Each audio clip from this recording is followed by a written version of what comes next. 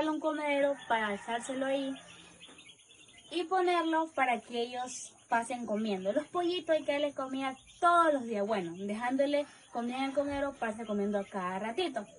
Ya los pollitos, ya que en unas 6 semanas, los pollitos ya están de soltar, que anden con las demás gallinas, o si no de cosechar.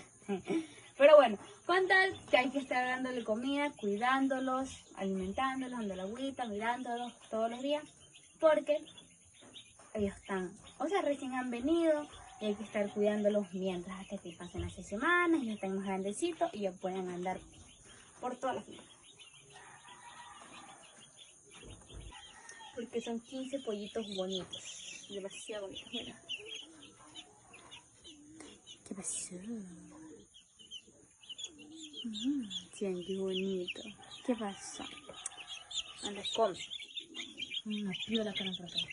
¡Ah!